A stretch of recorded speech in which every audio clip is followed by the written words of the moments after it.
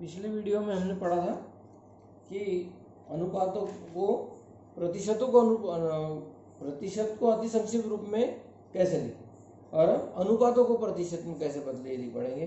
प्रश्न क्रमांक है 5। प्रश्न पढ़कर आपको बताते हैं। प्रश्न संग्रह 4.1 का 5वां गणित। निम्नलिखित अनुपातों का प्रतिशत में रूपांतरण कीजिए। देखो, अनुपातों का प्रतिशत में रूपांतरण कीजिए। और पिछली बार हमने क्या पढ़ा? अनुपातों का प्रतिशत का अनुपात में रूपांतरण। अभी अनुपात का प्रतिशत में रूपांतरण करना है। तो अभी हमको पहला अनुपात जो दिया गया है वो दिया गया है 15:25। अब एक बात हमने पिछली बार वीडियो में पढ़ा है, वो आप ध्यान रखिए कि जब भी किसी अनुपात का उत्तर पद अर्थात हर या 100 हो जाता है या 100 आता है तो हम उसे प्रतिशत कहते हैं। अर्थात अभी जो हमको अनुपात दिया गया है 15:25, इस अनुपात को यदि हमको प्रतिशत में बदलना है तो हमको उत्तर पद को 100 करना होगा। मतलब जो उत्तर पद है इसमें कौन सी संख्या से गुना करने पर हमको 100 प्राप्त होगा वो देखना है। तो थोड़ा ध्यानपूर्वक देखिए, काफ़ी सरल होता है। 15:25 15:25 बराबर 15:25 इस तरह से लिखेंगे। और अब 25 में हम कौन सी संख्या से गुना करेंगे तो हमें 100 मिलेगा, क्योंकि हमको उत्तर पद 100 प्राप्त करना है। इसलिए 25 में अगर हम 4 से गुना करते हैं, 25 का पारा हम 4 बार पढ़ते हैं। 25 एकम 25 दूनी 50, 25 या 75, 25 चौक 100। अगर हम 25 का गुना 4 बार करते हैं तो हमें 100 प्राप्त होता है। 25 गुना 4, अगर हम 25 उत्तर पद में या हर में अगर हम 4 से गुना करते हैं तो हमें अंश में भी 4 से ही गुना करना पड़ेगा। जिस संख्या को हर से गुना करते हैं उसी संख्या को अंश से गुना करना है। और अब हमें उत्तर प्राप्त होगा। 15 में 4 से गुना करेंगे, 15 में से 4 से गुना करेंगे 60 मिलेगा। 25 में 4 से गुना करेंगे 100 मिलेगा। और 60:100। देखो, अब उत्तर पद में 100 मिल गया, हर में 100 आ गया। जब उत्तर पद में 100 आ जाता है तो संख्या प्रतिशत में रूपांतरित हो जाती है। अर्थात हम लिखेंगे 60%। यानी 15:25 को यदि हमको प्रतिशत में रूपांतरित करना है तो इसका प्रतिशत में रूपांतरित हो जाएगा 60%। आया ध्यान में? मतलब अगर हमको अनुपात को प्रतिशत में परिवर्तित करना है तो हमको हर में अर्थात उत्तर पद में 100 लाना है। 100 लाने के लिए जो उत्तर पद या हर में जो संख्या आई है उसमें कौन सी संख्या से गुना करने पर हमको 100 प्राप्त होगा देखना है।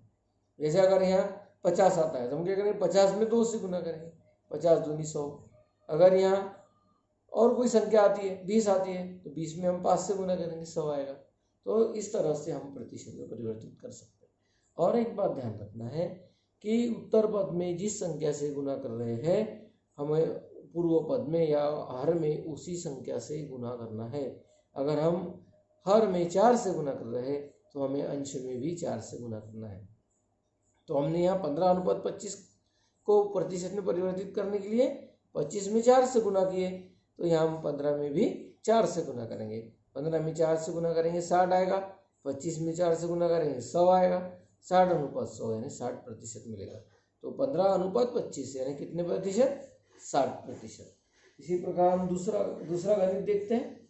जैसे कि अभी हमने आपको बताया था, आपके लिए ये होमवर्क छोड़ देंगे।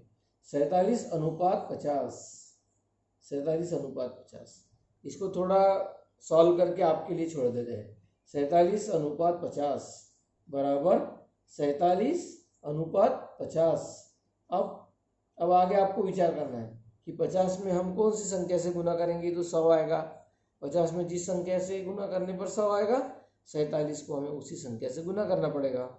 और इन दोनों का गुना करने के बाद जो संख्या प्राप्त होंगी वो यहाँ लिखना है। नीचे 100 आएगा हर में, और फिर जितना अंश में संख्या आएगी उतना प्रतिशत बन जाएगा।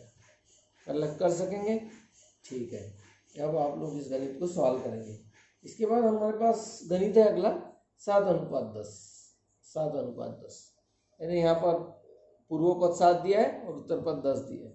7:10 7:10 बराबर, अब देखो यहाँ पर पहली प्रक्रिया हमको हर में करनी है। 10 में हम कौन सी संख्या से गुना करेंगे तो हमें 100 मिलेगा। जिस संख्या में हम हर में जिस संख्या से गुना करेंगे अंश में हमें उसी संख्या से गुना करना है। जैसे 10 में अगर 10 से गुना करेंगे तो हमें 100 प्राप्त होगा। जैसे 10 में 10 से गुना करें ऐसे हम 7 में भी 10 से गुना करेंगे तो हमें 70 प्राप्त होगा।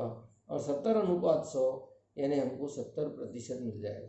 7/10 अगर हम लेते हैं तो हमें क्या मिलेगा? 70%। आया ध्यान में? ये काफ़ी सरल है, ये भी सरल है, ये भी सरल है, ये भी सरल है। इसको आपको करना है तो 50 में कौन सी संख्या से गुना करेंगे आपको अभी पता है हमने। और इसी के अंतर्गत ये तीसरा गणित था। इसके बाद जो चौथा गणित दिया गया है वो चौथा गणित थोड़ा सा अलग प्रकार का है। जैसे 546/600। अब यहाँ थोड़ा सा अलग तरीके से करना है, यानी हमको हर में 100 लाना है। इसलिए हमको क्या परिवर्तन करना है देख लीजिए कि 546/600 अगर हमको यहाँ 100 लाना है, हमको क्या करना है? देखो इधर ये थोड़ी अलग प्रक्रिया थी, ये अलग प्रक्रिया। 600 यानी हम क्या करेंगे? 6 को 100 से गुना करेंगे। 6 को 100 से गुना करेंगे तो 600 मिलेगा। अब हमको ये देखना है कि हम 546 को 6 का कितना गुना लिख सकते, यानी 546 में हम 6 से भाग देने पर हमको कौन सी संख्या प्राप्त होती। तो इसके लिए जो हमने पिछली बार आपको विधि बताई है वही विधि करना है। 546 में 6 से भाग देना है। 546 में 6 से भाग देना है। 546 में 6 से भाग देंगे। 6 नाम 54, 6 नाम 54, 54 में से 54 घटा दिए, 0 प्राप्त होगा। फिर यहाँ 6 उतारेंगे, 6 कम 6 में से 6 घटा देंगे, 0 मिलेगा। यानी 546 यानी कितने? 6 गुना 91। इसको ध्यानपूर्वक समझो, ये थोड़ा सा इस विधि से थोड़ा हटकर गणित है, ऊपर वाली विधियों से ये थोड़ा हटकर गणित है। यहाँ पर हमको 100 लाना था, यहाँ भी 100 लाना है, परंतु यहाँ थोड़ा दूसरी विधि से 100 लाना है कि 600 दिया है, 600 दिया है मतलब 6 गुना 100, 6 गुना 100 यानी 600।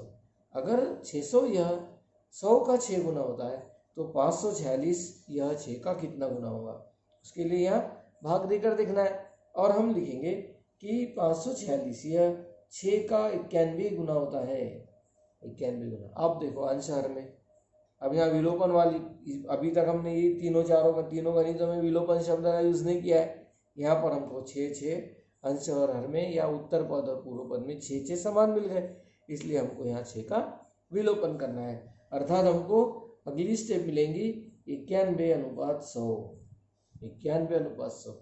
हर में 100 आ गया तो हम इसको प्रतिशत लिख सकते हैं 91%। अर्थात हमको हल क्या प्राप्त हुआ?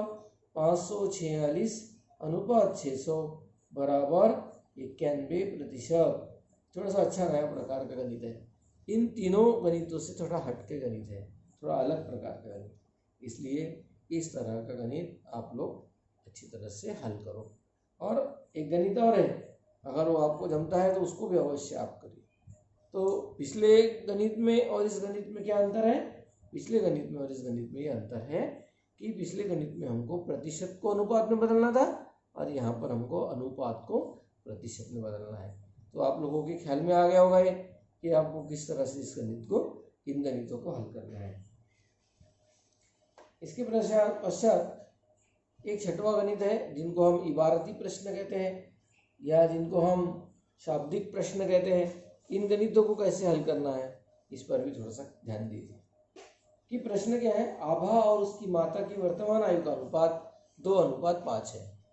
आभा और उसकी माता की वर्तमान आयु का अनुपात दिया है, तो हमको क्या करना है? पहला वाक्य ऐसे कि ऐसे यहाँ पर उतार लेना।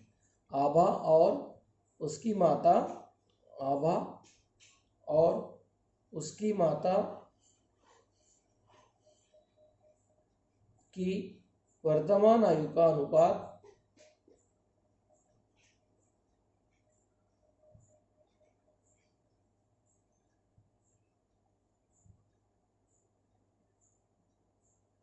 2:5 है। आभा और उसकी माता की वर्तमान आयु का अनुपात 2:5 है। अर्थात उनकी आयु कैसी है थोड़ा ध्यान रखो। अर्थात आभा और उसकी माता की आयु 2x वर्ष तथा 5x वर्ष है। ये टेक्निक आपको ख्याल रखना है। समान गुणज शब्द यूज करें। अगर ये अनुपात है तो इसका समान गुणज हम x ले रहे हैं। आभा और उसकी माता की वर्तमान आयु का अनुपात 2:5 है, इसलिए हम लिख रहे हैं, देखो आभा की वर्तमान आयु, आभा की वर्तमान आयु कितने बोले अभी हमने? अगर यहाँ अनुपात इस तरह से दिया 2:5, तो इसका अर्थ है आभा की वर्तमान आयु आ गई 2x वर्ष, और उसकी माता की वर्तमान आयु, उसकी माता की वर्तमान आयु बराबर, आप लोग थिंक करो कितनी है, विचार करो, हम तो लिख ही रहे। अगर आभा और उसकी माता की आयु का अनुपात दिया 2:5, आभा की आयु 2x वर्ष, तो माता की आयु आ जाएगी, आप समझ गए होंगे, 5x वर्ष। अब जो शर्त दिया आगे देखो, आभा के जन्म के समय, अब आभा के जन्म के समय उसकी माता की आयु 27 वर्ष थी। अब आभा की जन्म के समय की आयु कैसे निकलेगी?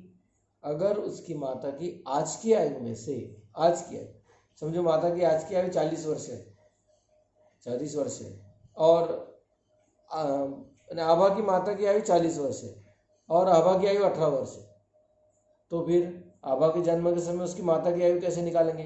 तो हम 40 में से 18 घटा देंगे। ध्यान रखो, आज की वर्तमान आयु, माता की आज की वर्तमान आयु में से आभा की वर्तमान आयु घटा देंगे। मतलब अब दी गई शर्त के अनुसार, शर्त यानी जो कंडीशन हमको दी गई है, दी गई शर्त के अनुसार, क्या शर्त दी है? देखो, दी गई शर्त के अनुसार, शर्त में क्या दिया है? आभा के जन्म के समय उसकी माता की आयु कितनी थी? 27 वर्ष। अभी हमने बताया आपको क्या करना है कि उसकी माता की जो वर्तमान आयु है उसमें से आभा की वर्तमान आयु घटा देना है। तो ये जो आयु मिलेगी ये आभा की माता की आभा के जन्म के समय की आयु मिल जाएगी। हमारे शब्दों पर आप ख्याल करो, आभा की माता की वर्तमान आयु में से अगर हम आभा की वर्तमान आयु घटाते हैं तो हमें आभा की माता की आभा के जन्म के समय की आयु मिल जाएगी। और वो जन्म के समय की आयु कितनी थी? 27 वर्ष। मतलब 5x में से 2x घटाने पर हमको कितने मिल गया? 27। 5x में से 2x घटा, 5x में से 2x गए, कितने x बचे? 3x। 5 में से 2 घटाने पर 3 मिलेंगे, 3x बराबर 27। अब ये समीकरण मिल गया हमको, एक चरांक वाला समीकरण। इसको कैसे हल करते हैं हमने 5वीं 6वीं में पढ़ा है। 3x बराबर 27 आते हैं, दोनों पक्षों में 3 से भाग देकर x बराबर 27/3, और 27 में 3 से भाग देने पर हमको क्या मिल जाएगा? 9। x का मान 9 मिल गया। तो अब हम आभा और उसकी माता की वर्तमान आयु ज्ञात कर सकते हैं। प्रश्न ऐसा ही है, तो आभा और उसकी माता की वर्तमान आयु ज्ञात कीजिए। अब आभा की वर्तमान आयु, आभा की वर्तमान आयु कितनी आ गई? हमें x का मान प्राप्त हो गया। आभा की वर्तमान आयु कितनी है? x की दुगुनी है। देखो, x की 2 गुनी है। आभा की माता की आयु कितनी है? x की 5 गुनी है। x का मान कितना आया है? 9। इसलिए आभा की वर्तमान आयु 9 की दुगुनी रहेगी। 2 गुना 9, 2 गुना 9 यानी 18 वर्ष। आभा की वर्तमान आयु कितनी आ गई? 18 वर्ष। उसकी माता की वर्तमान आयु, उसकी माता की वर्तमान आयु कितनी गुनी है बताया हमने? उसकी माता की वर्तमान आयु x की 5 गुनी है, इसलिए उसकी माता की वर्तमान आयु आ जाएगी 5 गुना 9। 9 कहाँ से लाए हमने? x का मान हमने प्राप्त किया है, और 9 में 5 से गुना करेंगे 45 वर्ष। उनको उसकी माता की वर्तमान आयु मिल गई 45। अब देखो, 45 में से अगर हम 18 माइनस करते हैं, 45 में से हम अगर 18 घटाते हैं तो हमको 27 प्राप्त होगा। मतलब उसकी माता की वर्तमान आयु में से आभा की माता की वर्तमान आयु में से यदि अगर हम आभा की वर्तमान आयु घटाते हैं तो हमको 27 वर्ष प्राप्त हो जाएगा। मतलब आभा के जन्म के समय आभा की माता की आयु कितनी थी? 27 वर्ष।